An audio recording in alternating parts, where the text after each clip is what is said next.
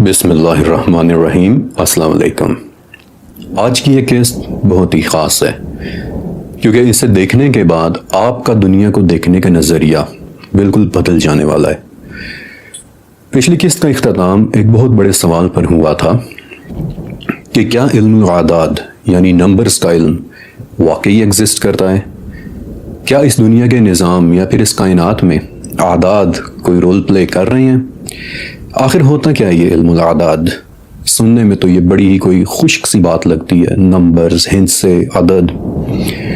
لیکن میں آپ سے ایک وعدہ کرتا ہوں کہ آج جب یہ ویڈیو مکمل ہوگی تو انشاءاللہ آپ کو اپنی آنکھوں کے سامنے ایک بالکل نئی ہی دنیا کا دروازہ کھلتا ہوا نظر آنے لگے گا۔ لیکن اس سے پہلے کہ میں آپ کو اس نئی دنیا میں لے کر جاؤں، میں آپ کو ایک بہت ہی خاص شخص کے متعلق کچھ پہلے سے بتا دینا چاہتا ہوں۔ شاید آپ نے کبھی کہیں ایک جملہ سنا ہوگا کہ اگر تمہیں 3، 6 اور 9 کی طاقت کا علم ہو جائے تو سمجھ جانا کہ تمہیں اس کائنات کے رازوں کو جاننے کی چابی مل گئی ہے۔ یہ جملہ دراصل نکولا ٹیسلا نے کہا تھا، اور نکولا ٹیسلا کون تھا؟ ٹیسلا کے متعلق کہا جاتا ہے کہ یہ وہ شخص تھا کہ جس نے 20ویں صدی ایجاد کی ہے۔ اس وقت آپ کے گھروں اور دکانوں کے اندر جو بجلی استعمال ہو رہی ہے وہ نکولا ٹیسلا کی ہی دین ہے۔ آپ کے موبائل فونز میں جو اس وقت وائرلیس چارجنگ استعمال ہو رہی ہے وہ ٹیکنالوجی نکولا ٹیسلا کی ہی دین ہے۔ اس وقت دنیا کے 26 ملک ایسے ہیں کہ جن میں موجود 300 سے زیادہ ایجادات نکولا ٹیسلا نے کی تھیں، لیکن اس کی اصل ایجادات کی تعداد اس سے کہیں گنا زیادہ ہے، لیکن وہ ایجادات اس کے نام پر نہیں ہے۔ اور ایسا اس لیے کہ جب بھی ٹیسلا کے ذہن میں کسی چیز کا فارمولا یا کوئی آئیڈیا آتا تو وہ اسے پرچیوں پر لکھ کر کہیں رکھ دیتا، لیکن بعد میں اس کا کوئی اسسٹنٹ اس کی پرچی کو چرا لیتا اور ٹیسلا کے بنائے ہوئے ڈیزائن کو چوری کر کے اسے اپنے نام کے ساتھ مشہور کر دیتا۔ کہتے ہیں کہ مارکونی نے اپنا ریڈیو بنانے کے لیے نکولا ٹیسلا کے 3 ڈیزائنز چوری کیے تھے، اور اسی چوری پر پھر ٹیسلا نے کہا تھا کہ حیرت ہے کہ کیا ان کا اپنا دماغ انہیں کوئی آئیڈیا نہیں دیتا۔ اور اس بات میں کوئی شک نہیں کہ انرجی کی فیلڈ میں ٹیسلا کی ریسرچ واقعی شاندار ہے۔ لیکن جس مقصد کے لیے میں آپ کو ٹیسلا کی جینیس کے متعلق بتانا چاہ رہا ہوں وہ مقصد کچھ اور ہے۔ ابھی میں نے آپ کو بتایا نا کہ ٹیسلا کی اصل ایجادات 300 نہیں بلکہ اس سے کہیں زیادہ ہیں۔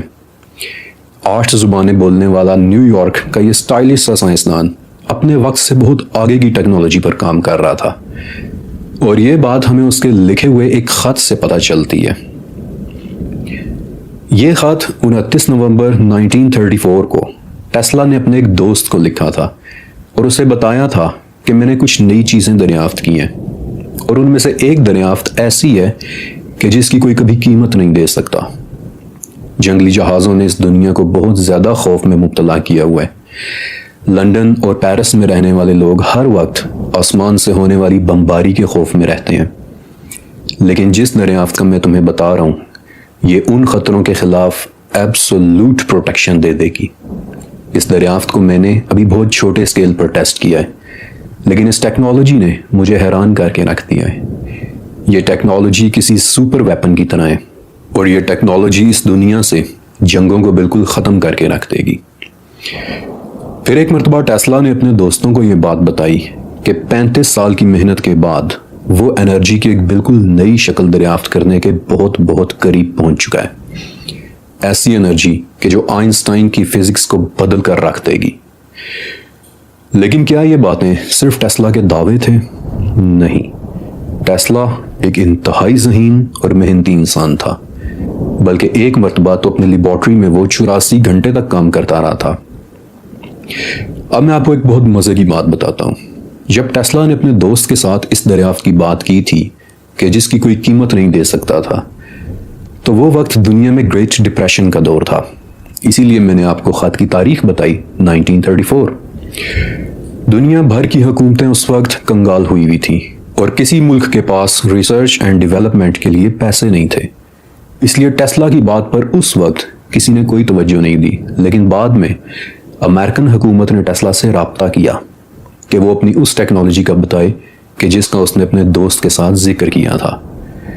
لیکن ٹیسلا نے اپنا وہ پروجیکٹ انہیں دینے سے انکار کر دیا، یہ کہہ کر کہ وہ اس کا غلط استعمال کریں گے، اور تب سے لے کر ٹیسلا کی موت تک ایف بی آئی کے ایجنٹس ٹیسلا کے پیچھے پڑے رہے۔ اس کے کمرے میں چوری بھی ہوئی، لیکن ٹیسلا نے کہا کہ چور جب بھی آئیں گے انہیں کچھ نہیں ملے گا، کیونکہ ہر چیز کا ڈیزائن صرف میرے ذہن کے اندر ہے۔ اپنی زندگی کے آخری 10 سال ٹیسلا نے نیو یارکر ہوٹل کے ایک کمرے میں گزارے تھے، اور اس کی موت کے بعد ایف بی آئی نے فوراً اس کا کمرہ سیل کر دیا تھا، اس کے تمام کاغذات اور نوٹ بکس اپنے قبضے میں لے لیے، اور ایک رپورٹ کے مطابق اس کی نوٹ بکس دیکھنے والوں نے کہا تھا کہ لگتا یوں ہے کہ ٹیسلا انرجی کے راز جاننے کے بہت بہت قریب پہنچ چکا تھا۔ اب ایک اتنا ہائی پروفائل سائنسدان جس نے اس دنیا کو 300 سے زیادہ ایجادات دی، اور خدا جانے کہ کتنی ہی ایجادات وہ اپنے ساتھ ہی لے کر اس دنیا سے چلا گیا، وہ ایسا کیوں کہے گا کہ اگر تم 3، 6 اور 9 کی طاقت جان گئے تو سمجھ جانا کہ تمہارے پاس اس کائنات کے رازوں کو جاننے کی چابی آ گئی ہے۔ اس معمے کو سمجھنے کے لیے میں نے ٹیسلا کی پرسنل لائف کو اسٹڈی کیا، کیونکہ ٹیسلا کے ریسرچ ورک کی ڈی کوڈنگ تو اس وقت کی ایف بی آئی بھی نہیں کر پائی تھی، لہٰذا میں نے انتہائی توجہ کے ساتھ ٹیسلا کی پرسنل لائف کو اسٹڈی کیا کہ شاید مجھے کوئی لیڈ مل جائے، اور آئی واز رائٹ۔ مجھے اندازہ ہوا کہ ٹیسلا ہر کام 3 کے سیٹس میں کیا کرتا تھا۔ وہ کمرے میں جانے سے پہلے 3 مرتبہ اپنے ہوٹل کے گرد چکر کاٹتا، جب بھی سوئمنگ کے لیے جاتا تو ہمیشہ 33 یعنی 33 لیپس کیا کرتا، یعنی کہ 3 کا ملٹیپل، اور اگر درمیان میں اسے کاؤنٹنگ یعنی گنتی بھول جاتی تو وہ یہ کہہ کر دوبارہ سے سوئمنگ شروع کرتا کہ میں اسے ایسے نہیں چھوڑ سکتا۔ اپنے کھانے کے ساتھ وہ ہمیشہ 18 نیپکنز رکھتا تھا، یعنی 3، 6 اور 9 کا ملٹیپل۔ نیو یارکر ہوٹل میں بھی اس کا روم نمبر 3327 تھا، یعنی کہ جسے 9 سے ڈیوائیڈ کرو تو 3، 6 اور 9 آتا ہے، ایگزیکٹلی وہی نمبر جن میں ٹیسلا کے مطابق اس کائنات کے راز جان لینے کی چابی چھپی ہوئی ہے۔ اور وہ یہ بھی کہا کرتا تھا کہ جس دن سائنس نے نان فزیکل دنیا کو سمجھنا شروع کر دیا تو وہ صرف 10 سالوں کے اندر اتنی ترقی کر لے گی کہ جتنی اس نے اپنی پیدائش سے لے کر آج تک نہیں کی۔ کیا ہے ایسا ان نمبرز میں؟ اور اب جو میں آپ کو بتانے والا ہوں اسے آپ نے بہت غور سے سننا ہے۔ سورہ قمر میں اللہ تعالیٰ نے فرمایا ہے کہ ہم نے ہر چیز کو ایک اندازے پر پیدا کیا ہے، اور اس لفظ اندازے کے لیے یہاں جو عربک ورڈ استعمال ہوا ہے وہ ہے قدر۔ پھر یہی بات اللہ تعالیٰ نے دوبارہ الحجر میں بھی بتائی ہے کہ ہم نے ہر چیز ایک مقررہ اندازے سے نازل کی ہے، اور ایک مرتبہ پھر وہی لفظ استعمال ہوا ہے قدر۔ کیا ہوتی ہے یہ قدر؟ سورہ سبا میں آئیں، جہاں اللہ تعالیٰ نے حضرت داؤد علیہ السلام کو حکم دیا ہے کہ اے داؤد زرہیں بناؤ، یعنی فل باڈی آرمرز، اور دیکھنا کہ ان کے جوڑوں کے درمیان قدر ہو۔ قدر کا مطلب ہوتا ہے right proportions, mathematical accuracy, perfect numbers. اللہ تعالیٰ نے ہر چیز کو ایک پرفیکٹ قدر، ایک نیومیریکل ویلیو، پرفیکٹ اعداد کے ساتھ پیدا کیا ہے، اور اب میں آپ کو یہ پرفیکٹ اعداد آپ کی آنکھوں کے سامنے لا کر دکھانے والا ہوں۔ اس پوری کائنات کے اندر اعداد یا میتھمیٹیکل پیٹرنز آپ کو ہر جگہ نظر آئیں گے، اور ان میں سے ایک پیٹرن کہلاتا ہے بائنری سسٹم، یعنی کہ وہ سسٹم کہ جہاں پیٹرن بننا شروع ہوتا ہے اور پھر خود کو ڈبل کرتا چلا جاتا ہے۔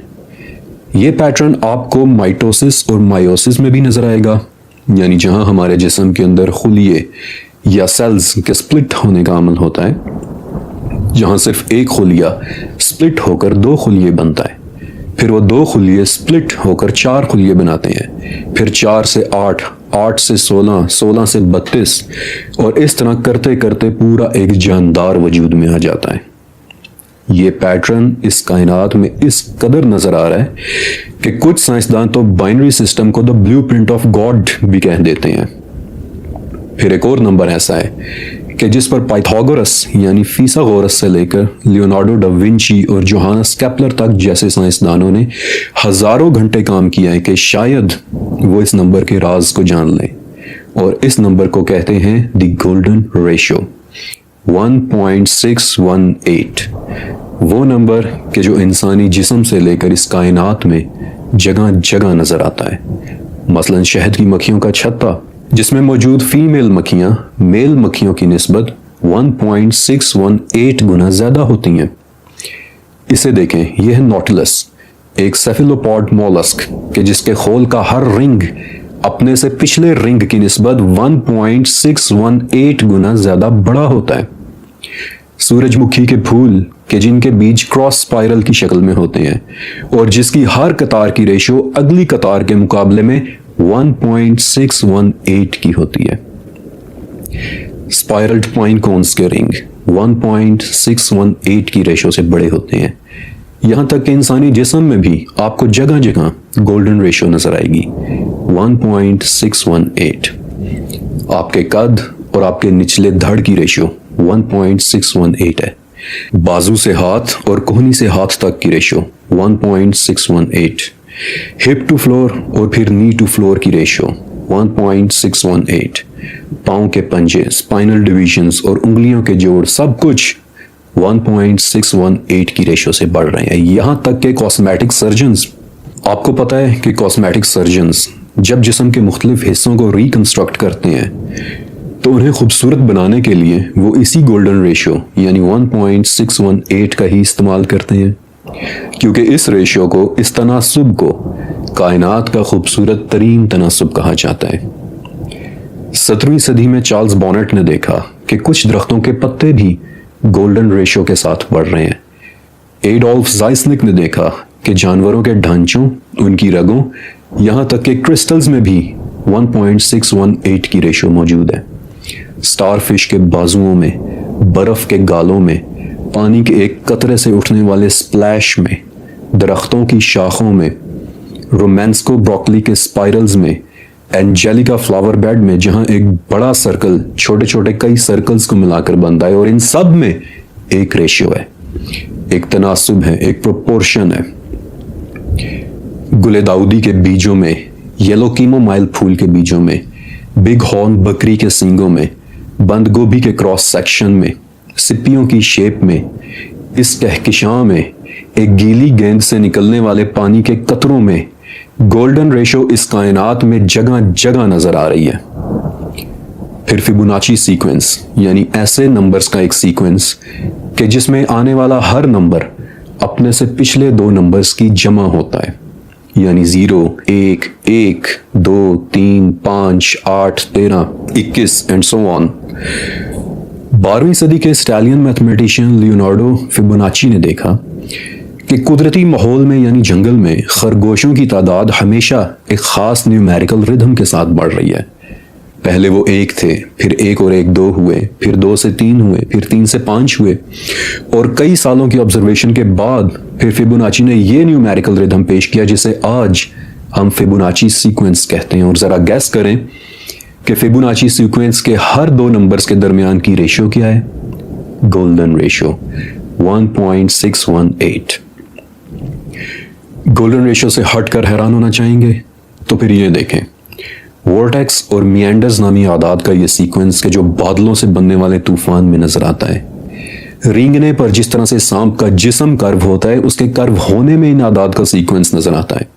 دریاؤں کے بل کھانے میں یہ سیکوینس نظر آتا ہے۔ پانی کی لہریں کہ جو ہواؤں سے بنتی ہیں، ان لہروں میں یہ اعداد چھپے ہوئے ہیں۔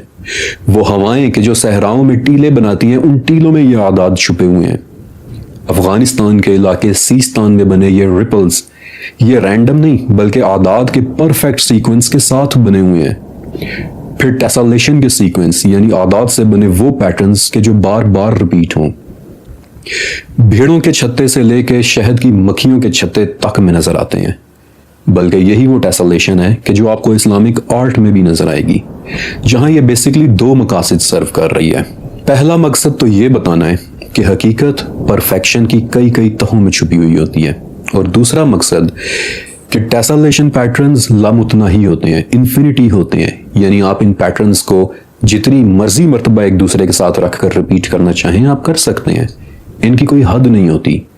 اس لیے ان پیٹرنز کے ذریعے ایک میسج دیا جاتا ہے، خدا کی انفینٹی طاقت کا میسج۔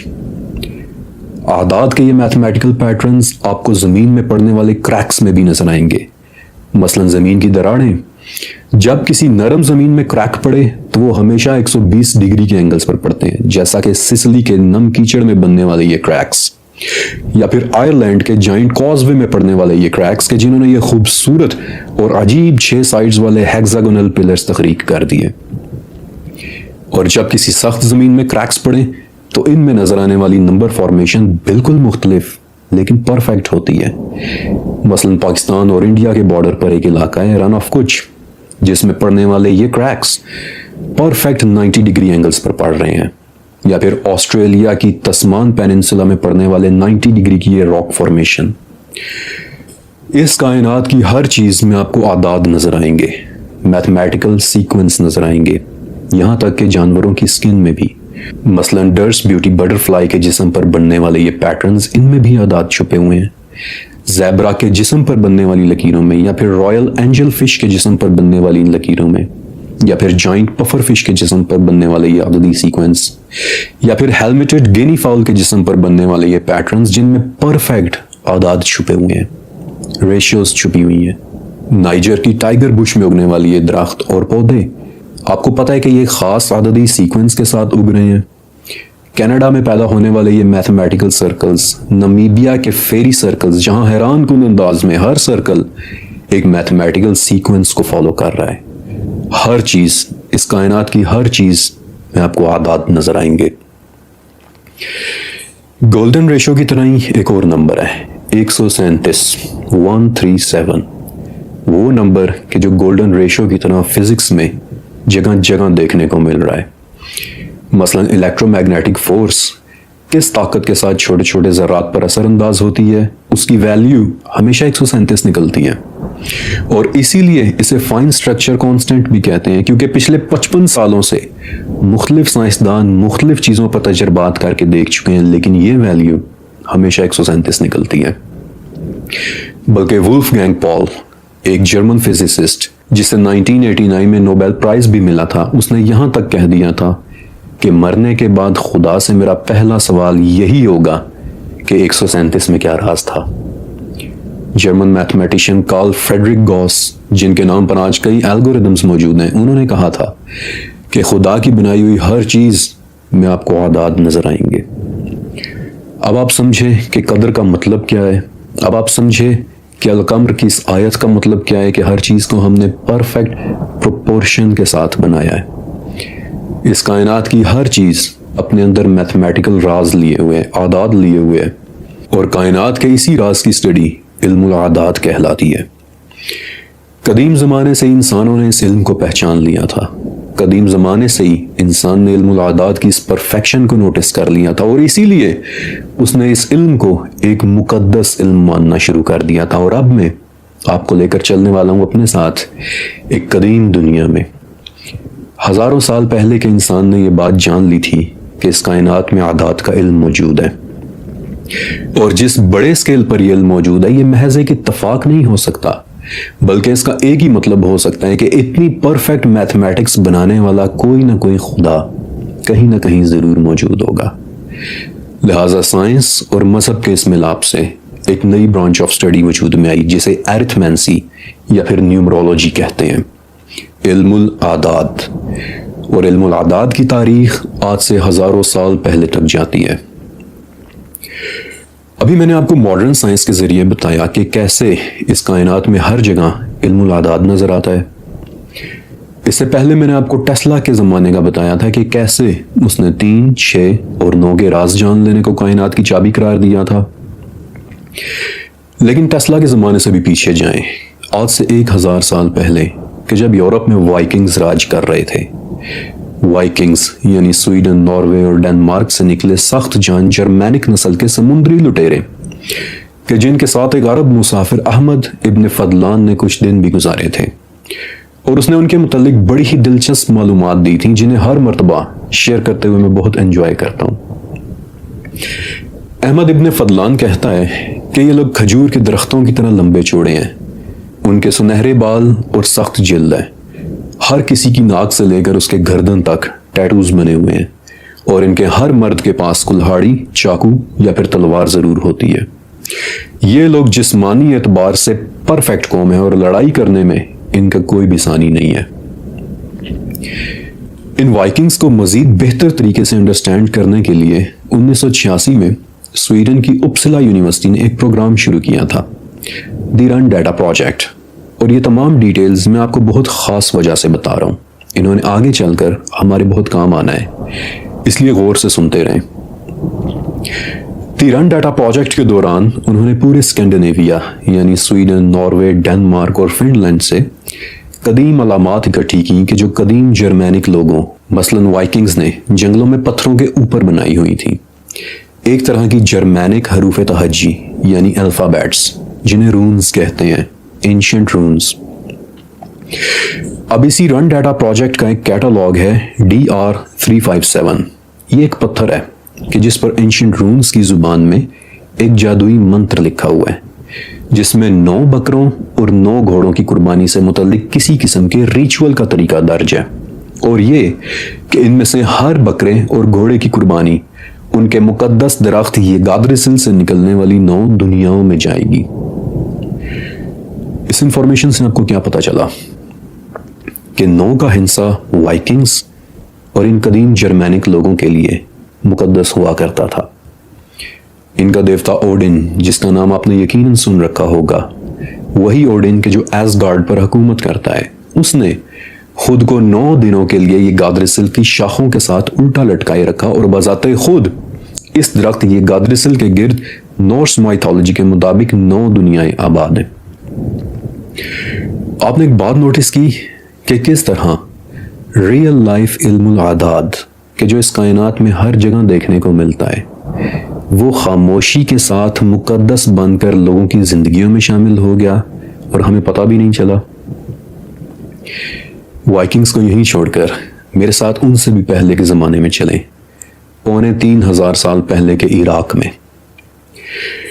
آج سے 2800 سال پہلے کی ایک عراقی انسکرپشن یعنی پتھر میں ہوئی کھدائی میں لکھا ہے کہ ایک آشوری بادشاہ، ایک اسیرین بادشاہ سارگون II نے خورساباد نامی ایک شہر کے گرد 16,283 ہاتھ لمبی ایک دیوار بنوائی تھی، یعنی آج کے حساب سے تقریباً 7 کلومیٹر۔ اور ایسا کیوں؟ کیونکہ 16,283 سارگون کے نام میں چھپے ہوئے اعداد کی ویلیو تھی۔ آج سے 3000 سال پہلے سے علم الاعداد ایک مقدس علم سمجھا جانے لگ گیا تھا۔ آج بھی اگر آپ ہندو منڈلز کو دیکھیں، انہیں اسٹڈی کریں، تو وہ سرکلز اور سکوئرز پر بنے ہوتے ہیں، جن میں سے ہر ایک سیکشن مخصوص اعداد پر بیسڈ کرتا ہے۔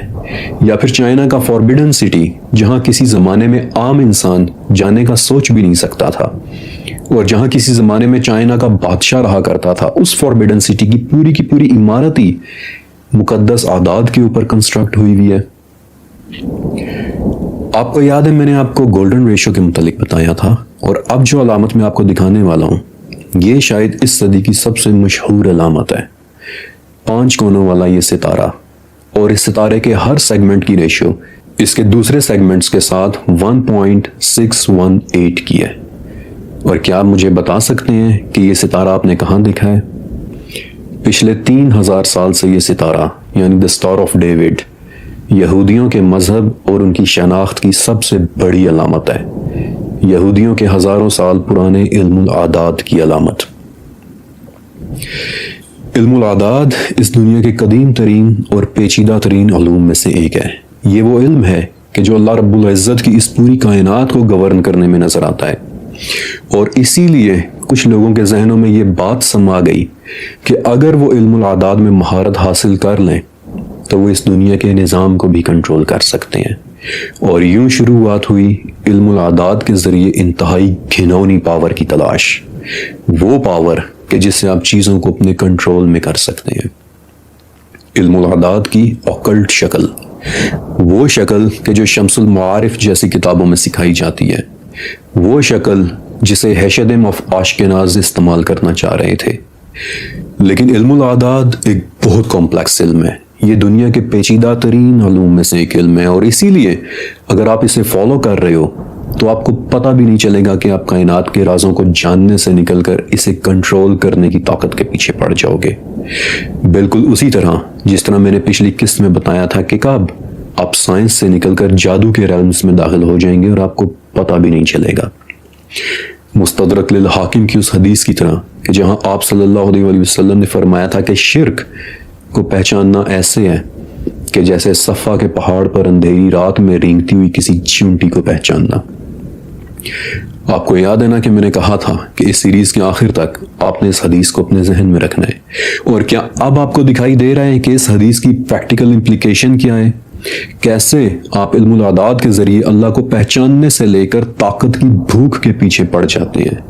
اور اسی لیے میں سمجھتا ہوں کہ علم الاعداد ان مخفی علوم میں سے ایک علم ہے کہ جو اوکلٹ نالج میں شمار ہوتے ہیں، یعنی وہ علم کہ جن کی باؤنڈریز بہت بلرڈ ہوتی ہیں، بہت مبہم ہوتی ہیں۔ پتہ بھی نہیں چلتا کہ آپ کب روحانیات سے نکل کر شیطانیات میں داخل ہو جاتے ہیں۔ آپ کو پتہ بھی نہیں چلتا کہ آپ علم الاعداد کے ذریعے طاقت کی بھوک کا شکار ہو جاتے ہیں۔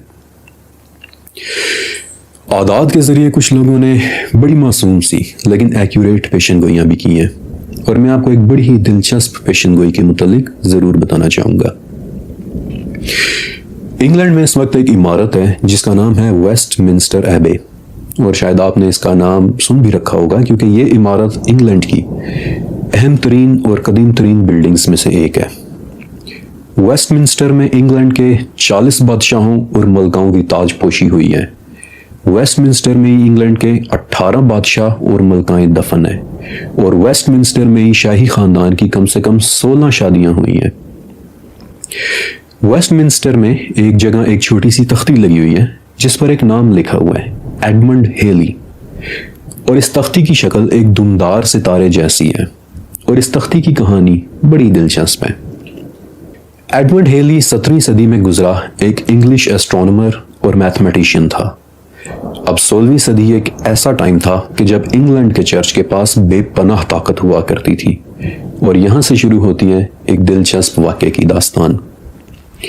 ہوا یوں کہ سن 1665 میں لندن میں طاعون کی بدترین وبا پھیل گئی، یعنی بیوبونک پلیگ، کہ جس میں 1 لاکھ سے زیادہ لوگ یعنی لندن کی 20% آبادی کی موت ہو گئی تھی۔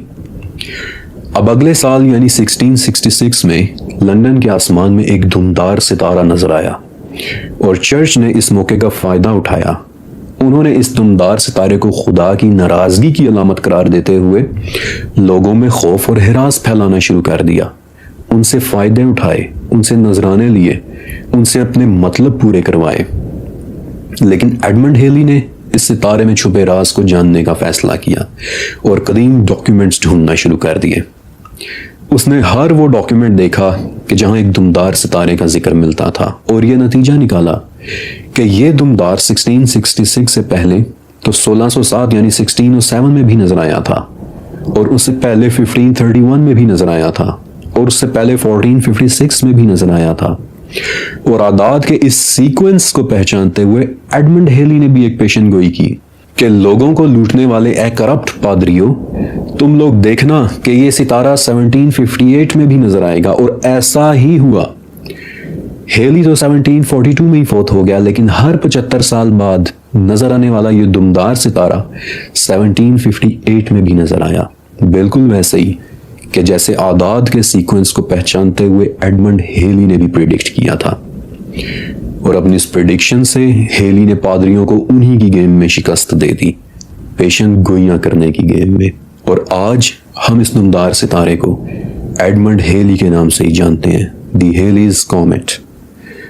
ہر 75 سال بعد نظر آنے والا ایک بہت ہی خوبصورت ستارہ کہ جو آخری مرتبہ 1986 میں نظر آیا تھا، اور میری امی نے مجھے بتایا تھا کہ میری پیدائش سے پہلے انہوں نے بھی یہ ستارہ دیکھا تھا۔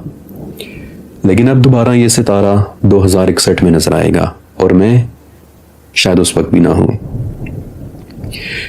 لیکن اعداد کے ذریعے ہوئی ہر پیشن گوئی ایڈمنڈ ہیلی کی پیشن گوئی جتنی معصوم نہیں تھی۔ علم الاعداد کو استعمال کرتے ہوئے اوکلٹ سائنسز میں پوری فلسفیز بنائی گئی ہیں کہ جن میں سے ایک فلسفی کا نام آپ نے ضرور سن رکھا ہوگا، کبالا۔ آپ کو یاد ہے ابھی تھوڑی دیر پہلے میں نے وائکنگز اور اینشنٹ رونز کے متعلق بتایا تھا اور آپ کو کہا تھا کہ ایک بہت خاص وجہ ہے کہ میں آپ کو یہ سب کچھ اتنی تفصیل سے بتا رہا ہوں، کیونکہ جو باتیں اب اس پوائنٹ سے آگے میں آپ کو بتانے والا ہوں انہوں نے آپ کو حیران کر کے رکھ دینا ہے۔ لیکن آج کی یہ قسط انفارمیشن سے بھری ہوئی تھی، اور اس سے پہلے کہ میں آپ کو علم الاعداد کے پراسرار پہلوؤں کے متعلق بھی بتاؤں، میں چاہتا ہوں کہ آپ اس انفارمیشن کو اچھی طرح سے جذب کر لیں، کیونکہ یہاں سے آگے آپ کچھ بہت ہی شاکنگ قسم کا سننے والے ہیں، مگر وہ سب انشاءاللہ دی مسٹری سیریز کی اگلی قسط میں۔ اللہ حافظ۔